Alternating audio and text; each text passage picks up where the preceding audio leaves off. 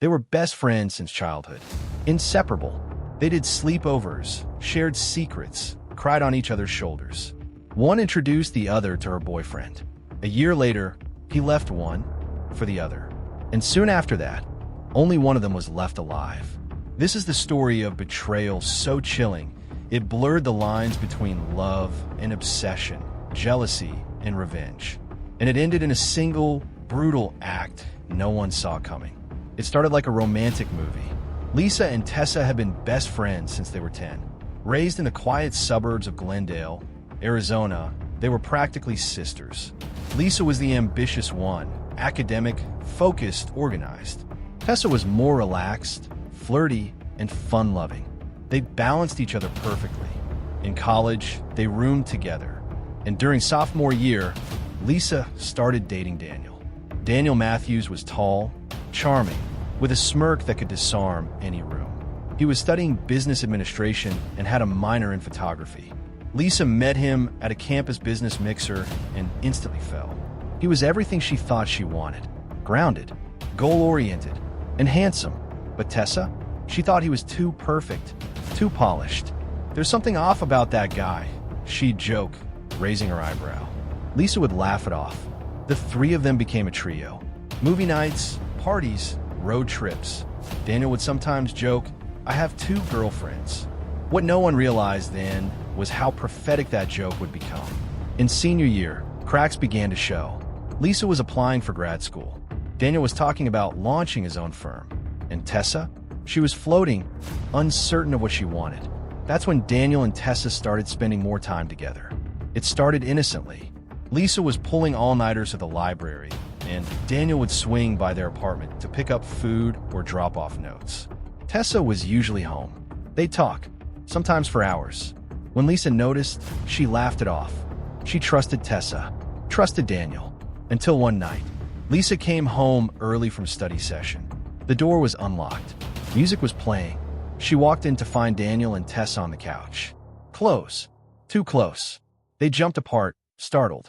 Tessa stammered something about helping him pick a birthday gift for Lisa. Daniel nodded too quickly. Lisa smiled, but her heart sank. She wanted to believe them. But something had changed.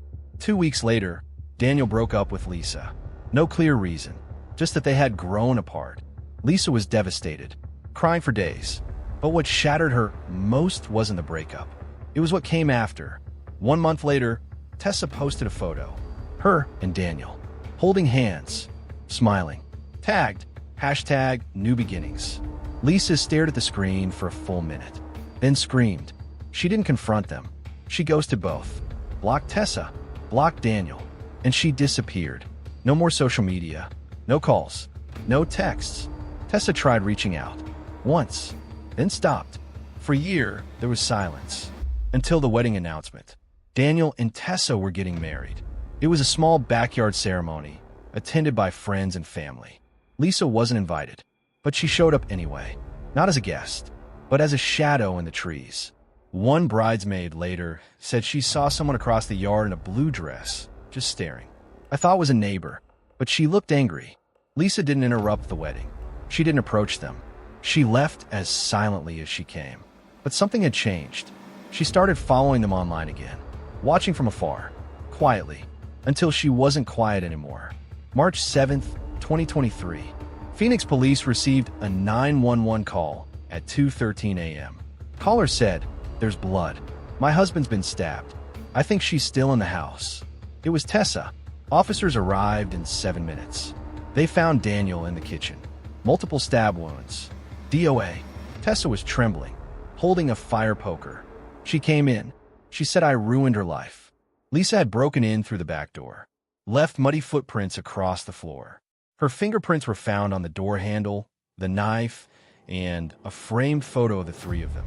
She was found 5 hours later in a motel 10 miles away, still wearing the blue dress. Detectives soon pieced together the timeline. Lisa had been planning it, weeks in advance. She had created a fake profile to keep tabs on Daniel and Tessa. She had rented the motel room 2 days before the attack. She bought the knife a week before from a hardware store in Flagstaff. She had no prior criminal record, but she did have a journal. and what it contained would change everything. In Lisa's journal were 347 pages of raw, emotional entries.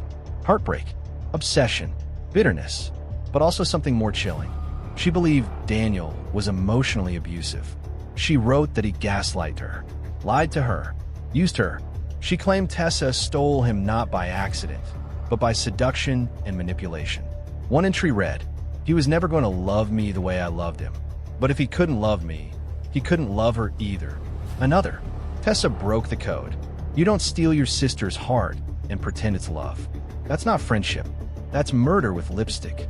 Some entries even described fantasies of how she would confront them. In most, it ended with her walking away. But in some it did. The trial was swift but explosive. Lisa was charged with first-degree murder and attempted murder. Her defense? Temporary insanity brought on by cumulative emotional trauma. The prosecution painted her as a calculated, vengeful woman who couldn't let go. Tessa testified. She broke down on the stand, said she never meant to hurt Lisa, that she and Daniel fell in love by accident. "She was my sister," Tessa said. "I still have dreams that we're laughing on the porch like nothing ever happened." Lisa never looked at her during the testimony. The jury deliberated for 3 days. Verdict: guilty on all counts. Lisa was sentenced to life without parole. Tessa moved away soon after, deleted her social media, changed her last name. Some say Lisa was a villain. Others say she was a victim pushed too far. Daniel's parents mourned their son, but also asked the court for leniency for Lisa.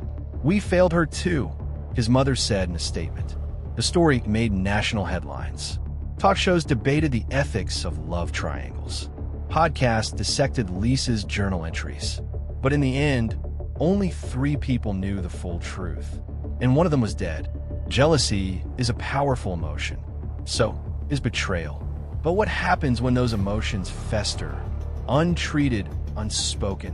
What happens when the person you trust most becomes the one who hurts you deepest? And what if the only way you know how to scream is with silence until it explodes? Lisa, Tessa, and Daniel started out as just another story of love, friendship, and youthful mistakes. But one decision, one photo, one stolen kiss led to a nightmare no one could reverse.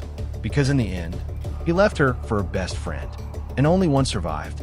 If you were moved by this story, consider subscribing. These are real cases, real people with altered names and images, and real consequences. Stay safe, love wisely, and always listen closely. Subscribe for more true crime stories every week.